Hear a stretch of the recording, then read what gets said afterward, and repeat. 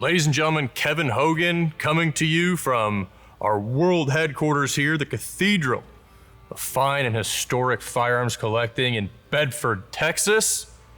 Here to talk about, celebrate, promote, and encourage your attendance and participation in our upcoming August 15th, 16th, and 17th Premier Firearms Sale. What an auction we have for you. But what we are talking about here are the elite guns, a select group of superior quality, even amongst the enormous quality presented throughout the sale. We are cherry picking the absolute best of the best, the top 1%, the guns for any amount of money and any amount of time you cannot duplicate. We're gonna look at Winchester's and its competitor, and we're gonna break it down in three groups. We're going rarity, condition, and highly embellished arms. Some of these are gonna check multiple boxes, but let's start with rarity like we said, and we're gonna start right up front. Iron frame, Henry rifle, the gun the Confederate said you could load on Sunday and shoot all week. One of, estimates vary, right? Conservatively, they say maybe 300, but what it looks like is between 200 and 300 iron frame Henrys were actually produced in 1861. We do a population report, and it hovers right around 100 guns that are known. This is number 64, and just a really good, strong, honest, clean, sharp, crisp example with some actual fabulous Civil War history. Again, it's noted as a federal firearm, right? A Union firearm. Again, the rebels said that they could load it on Sunday and shoot it all week. This has some great Kentucky cavalry history. All of these are first models. This is number 64, the first one on our rarity list. Right behind it, you'll notice Winchester 1873, no loading gate. It's a 22 caliber. You go, pretty rare. Yeah, no doubt. Maybe it's 22 short. Incorrect. This is a 22 extra long. This is one of 4 known. Mattis states it, one of 4 known. They looked in the factory archive. They went through the ledgers. They identified 4 22 caliber extra longs. That's how rare this gun is. Letters lime in front and rear sight. It has that spirit level rear sight and that rear dovetail. One of 4 22 caliber extra long Winchester 1873s. Right behind it, one of the holy grails in pursuing Winchester lever actions, the 1894, right? One of 7 million produced. And we collect configuration rarities, of course, condition and everything in between on Winchesters, but this is a case-hardened 1894. It is more than that, but on the surface, case-hardened 1894. Again, difficult information. We hear 155, that's kind of the golden number, 155 case-hardened 1894s were produced. They really struggled with the nickel content in the alloy, in the steel alloy. That's why they didn't really encourage it on the 94. So it's one of 155 case-hardened 1894s, but then it's got a lot more special order features. So a highly optioned case-hardened Deluxe matte barrel. Letters as a 4 cartridge magazine, so it's a half mag shotgun butt. Again, matte barrel. This is a New York Expo gun. It R&R'd, and it R&R'd right at that golden time. It actually says New York in the letter. So you have a factory exhibition, case hardened Deluxe, matte barrel, half mag shotgun butt Winchester 1894. Again, now you're starting to understand rarity here. Right behind it, Winchester 1895, 22-inch straight grip Deluxe shotgun butt. Every single one of those features is incredibly rare on a Winchester 1895. I don't know how you kind of pick it out. I think they said 1 out of every 2,600 had an extra or a short barrel. 1 out of every 1,600 were checkered. 1 out of every 1,500 had a shotgun butt. So you start breaking that down, you go, man, it's a little bit of a unicorn here. So factory Deluxe, straight grip, short rifle, Winchester 1895, and oh, by the way, this one could go in our next segment on condition. And then right behind it, we talked about 194. This is serial number 46. This is number 46, Winchester 1894, and it has those the big early feature, which you want to see is that 10 o'clock screw on the loading gate. So don't listen to me, just listen right to Winchester when they say, this is the first Winchester 1894 saddle ring carbine. It's right in the factory letter. The first Winchester 1894 saddle ring carbine, the most popular, the most produced Winchester rifle. Again, over 7 million produced by Winchester Repeating Arms Company. This is the first carbine. It also has enormous condition. Serial number 46, the first Winchester 1894 carbine. Let's talk condition. Obviously, this is a great sale. Not a surprise, but this is the collection defining stuff. This is the market defining stuff as we're gonna progress through this. Right up front, everyone says they want to own the best until it's time to own the best. We're going to get into this stuff from here on out. Right up front, Winchester 1873, the gun that won the West, is a Winchester 1873 saddle ring carbine. This gun has some wear on both sides of the frame. And to me, there's no such thing as a mint gun, right? There's no such thing as a perfect gun. You're always going to find imperfections, but you have a little bit of rub on both sides of the receiver. That's what keeps a gun honest.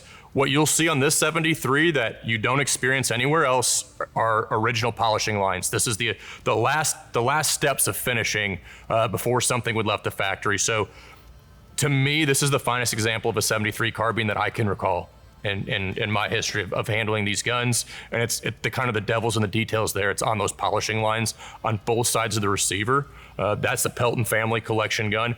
Right behind it, it's a Winchester 1886. This is a 1909 gun. A little bit later, it's in 3856, but it's absolutely brand spanking new. Kind of same comments as the 73. It's all in the polishing lines, and it's almost archaeological because you don't see this anywhere else, but you got polishing lines on both sides of the frame. You have polishing lines on the rear sight. It's just, that is the definition of mint when you see stuff on a gun like this that you don't see anywhere else. Right behind it, 4082 antique Winchester 1886. Listen, we have great 86s in this auction. Again, not a big surprise, and this is the standard gun, but it's an absolute benchmark, right? And that's what we're talking about in all this stuff. It's a benchmark, right? A standard of excellence against which all things similar may be judged. You want to know what something looked like when it left the Winchester factory? You're looking at a table of it right now. Winchester 1886, 4082. Pay close attention to the frame, both sides of the frame. Wood to metal fit, you can feel it with your eyes. One of my collector friends talking about gumball, right? When you see that case hardening, it looks like a gumball. It's got blues, it's got greens, it's got reds. You see that in case hardening, can't be duplicated, cannot be duplicated. So condition, as good as it gets for a standard 4082. Again, enough perfections to keep it honest. And then right behind it, one of my favorite guns in the sale, right? Winchester 1876 Deluxe. It's in 4060. It's a specimen of condition. They only did 65,000 Winchester 1876s. I can see the index mark right here on the top of the sight. Exactly what you want to see. Puckering on the markings, and then again, it's a specimen to behold. Original gilt on the front sight. All the niter blue, that beautiful rich niter blue on the loading gate. Winchester 1876 Deluxe pistol grip gun. The only other mate, the only other comp to this gun, we sold at our inaugural auction in December of 2023. That was a straight grip Deluxe, and 1%, 2% better on the frame, no doubt about it. But this is as good of an 1876 as you ever could hope to get. This is a Pelton family gun. This gun was sold by Ray Bentley in 2005. Ray had some wonderful guns. Ray had a little bit of an ego and he couldn't help himself on certain things. We think Ray sold this gun in 2005 and he found the gun that he couldn't help himself on, had to boost the barrel on, but this thing has just enough, again, imperfections to keep it honest. As good, and absolutely as good of a Deluxe Winchester 1876 that you're ever gonna see. The only thing that doesn't letter are the swivels, and we say, yeah, but nothing. Just a factory error like we see on Winchesters all the time. We can live in frustration with it or we can accept it. This gun is 100% original from one end to the other, as good as you can hope to find. Not all art is framed. We use it often. We believe in it every day. We did rarity, we did condition. It's time to do highly embellished, factory engraved. If this doesn't get your blood pumping, I don't know what does. This is as good as it gets, ladies and gentlemen. Starting up front, serial number 1446. Silver-plated rosewood stock Samuel Hoxton engraved Henry rifle. Out of the legendary Mac McCroskey collection, this gun is 3 numbers off that world-class example that we sold in the last sale. That was serial number 1449. This is 1446. Again, this is out of Mac McCroskey's collection. You have to think Mr. McCroskey put together the finest Winchester collection ever assembled.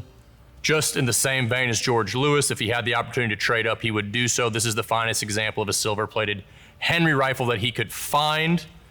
I think I would draw a particular note to the stock and the frame. That frame has got that Black Beauty, dark, deep, rich, aged silver. That's what happens. It turns black, and as fabulous a stock as it gets for a Henry rifle. Again, serial number 1446. Winchester and its competitor, I did say we were going to be studying that, and study indeed. This is a masterclass seminar in the model of 1893. You can compare it to the Winchester 1894. It was Marlin's most successful model. They produced almost 1 million of them, over 900,000. And here you have 3 incredible different variations of the Marlin 1893. The common thread being that they are spectacular and that they're factory engraved. Starting up front is a Marlin 1893 short rifle. This is an 18-inch short rifle. It has 2 extra barrels. We couldn't fit them on the table. But one of the things that we talk about, like with comparing Marlin and Winchester, you could use the Colt to Smith & Wesson analogy, but arguably it's a more superior weapon, right? A more robust, superior weapon. But you'd also argue from the embellishment standpoint, right? So Conrad Frederick, Ulrich, the greatest engraving dynasty, the greatest family engraving dynasty. Conrad Frederick leaves Winchester and goes to Marlin in 1881, and what you see is a creative renaissance for him, right? They're more creative, they're more robust, they're doing different things. And so in this 1893 short rifle, this is a factory panel scene. It's a factory 5-3 scene. And this is on blue finish, obviously, right? But then you look at the carving, look at the deluxeness of the checkering itself. But the money shot here is this side of the frame. There's no doubt. It's got a monogram on the right side of the frame. It's got a monogram here on the top flat of the barrel, but it's also engraved on the barrel. And again, Conrad Frederick having cut at Winchester, and he was in charge of the 1-1000 program, right? So you don't see a lot of engraved barrels on Winchesters. You see it's way more heavily produced on Marlin. So here's a factory engraved barrel, half octagon, half round, 18-inch. The gun's just got an amazing cool factor. 18-inch factory engraved 5-3 panel scene with 2 extra barrels. These 2 guns come from the same collection. So right behind it, again, Marlin model 1893, Conrad Frederick Ulrich engraved. Here's a relief panel scene. This is a relief panel scene. More what you would associate with Winchester, but what you don't see on Winchesters are engraved on case-hardened finishes, and that's what Marlin so exceeded on, engraving on the case-hardening finishes, which was tough, tough, tough, tough in all capital letters. And then let's take it a step further. Yes, it's factory engraved on the barrel. Again, Conrad Frederick was in charge of the 1-1000 program at Winchester. Look at the engraving on the top flat here. Very, very similar to that late style you see on engraved like 1-1000s. This is also silver inlaid. So it's silver inlaid right here at the breech, engraved on the barrel. But what makes it special? That relief factory panel scene on the left side. And then right behind it, ladies and gentlemen, put your seatbelts on. The finest Marlin that we've had the opportunity and privilege to handle. And this gun came to us absolutely fresh out of the woodwork. This gun's been maintained by the same Connecticut family, as far as we know, since it's been new, passed down for over a century. That's a unique opportunity, right, for a collector to put their stamp on it. Never been published, never been offered for sale publicly, absolutely fresh as found. But it's also really as good as it gets. Like I said, we believe it to be the finest Marlin that we've ever handled.